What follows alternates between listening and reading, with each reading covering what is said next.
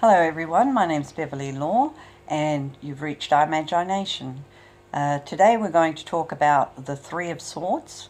We've all had that card, whether we've had it in reality or not. We all know exactly what that feeling's about. But first let me start with my magic Russian divination coin. This is yes. Het is no. Oops. Het is no.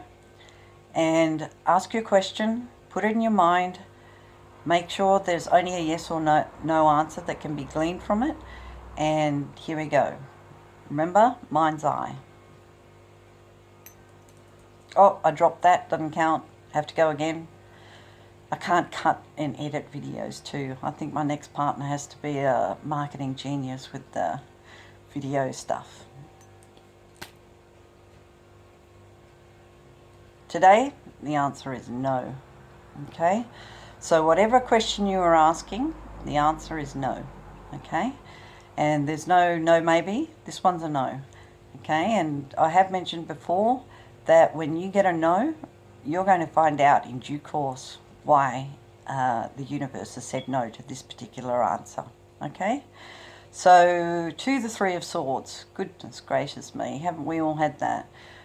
We've all had that pain, betrayal, heartache, and pain are the words that really resonate the most with the Three of Swords. Now, with the Three of Swords, though, one thing you should understand, when that kind of level of pain comes to you, it's because the person is not right for you, or the circumstance is not right for you. Because if they were, it would be a very beautiful feeling. You would really feel alive in your heart if that was the right situation and the right circumstances and the right person for you. With the Three of Swords, it's very rarely anything to do with business or anything like that. It's usually romantic and it's very straightforward. There's a third party for the most part. Or just something very, very stabbing to the soul. That's all three swords, more often than not, indicative of a third-party relationship. And I'll tell you, for a third-party relationship, it's never going to work. You'll always feel second best.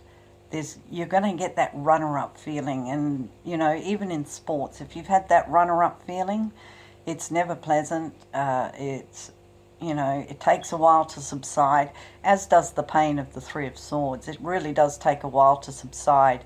And if you've been, what you thought was happily married for 15 years, 10 years, 5 years, 2 years, that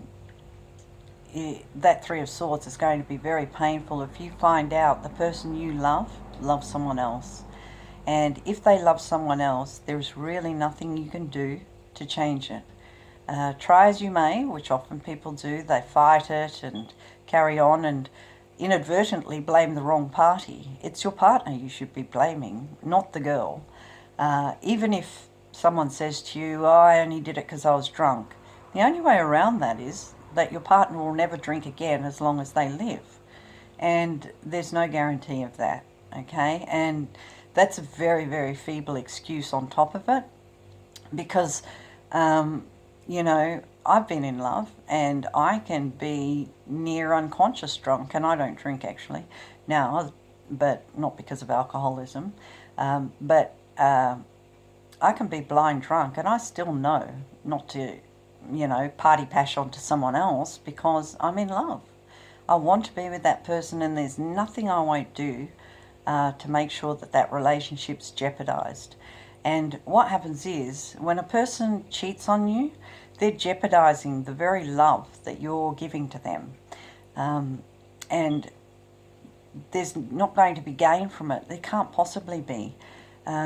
Someone has made a conscious decision to procreate with someone else. And that's a very deep soul spiritual experience when you have sexual relations with another person. And if they're doing it without any recourse or thought for the repercussions that are going to come from it, not only that, you have a very immature partner. And I'm talking about people who cheat after a committed relationship where you have said, yes, I am with you right now and however long for. I'm not talking about people who are dating because, there's leeway in dating. But certainly when you have made a commitment to a person and said, I'm going to love you till kingdom come, and someone jeopardizes that by having sexual relations with another person, there's your answer. And your answer's not going to change. And what happens is, if you forgive this person for doing such a betrayal act against you and your emotion towards them, and let them off the hook, they're going to do it again. It's just a matter of time, and the next time you might not catch them, but they will do it again. It's in their nature. They've showed you that pattern, and if you let them off the hook for it, what they're going to perceive that as is that you have said it's okay for them to do it because you're still talking to them, you're still, intimately involved with them. You've basically let them off the hook, and that's how subconsciously they're going to see it. Personally, whilst it's never happened to me, the day it does, I can tell you that relationship has hit pay dirt. As in the negative sense of pay dirt, it's going down, and it's going down that minute, that second, that day. There is no ifs, ands, or buts. You don't want a cheater. Why would you do that to yourself? You deserve everyone, no matter who they are. If they're trying to be a good, honest, and forthright person, you don't deserve to have a cheater in your life. You don't deserve to have to settle for second best, because when you settle for second best, that's exactly what you get. You get a man that is going to repetitively break your heart. And that Three of Swords feeling is so intense. I don't know why someone would ever put themselves through it a second time. Much less a third, fourth, or fifth time, which oftentimes people do. They make excuses. Well, it was her fault. She came onto him. No, he let her. There's no such thing as one to tango. It only ever takes two. And you're only being delusional if you allow yourself to believe one party was involved, and it's always the offending party and not your partner. Oftentimes, watch a game show and you'll see, or a talk show where they show the cheating partner, it's now been disclosed and everything's out in the open, and the girl goes for the other girl. She doesn't go for the guy that's who the responsibility should be held towards. That's who she has the relationship with.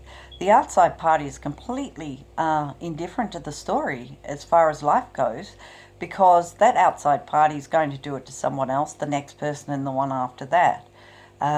You want to find and secure yourself a partner that's going to remain loyal to you, no matter what they've drunk, no matter what they've smoked or taken, regardless of anything.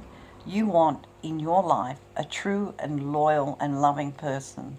And if that person has broken your heart by cheating, you should actually be grateful. And I know it sounds ridiculous, but you're sparing yourself years of torment of being with a person with these habits. And it's something, to me, is a victory. And better you find out 5 months from now than 5 years from now that you have a cheater on your hands that's going to disregard all of the love and trust that you put into them and do what they want at will. So the strategy for the Three of Swords is no big secret. You have to go. He has to go, she has to go, whoever it is that is the offending party, who is your partner and not the outside perpetrator, has to go. Leave yourself open for a beautiful relationship, one of trust and love and pure happiness. You can't have peace of mind when you don't know if your boyfriend can't control himself, or your girlfriend can't control herself, for that matter. Whoever it is, you don't want to have to look in their drawers or in their clothes to find phone numbers and things like that. You want to basically have the peace of mind, no matter what happens, this person loves me and they'll always do right by me. That's the partner for you. So good luck in finding that partner. Thanks very much for watching. Thank you.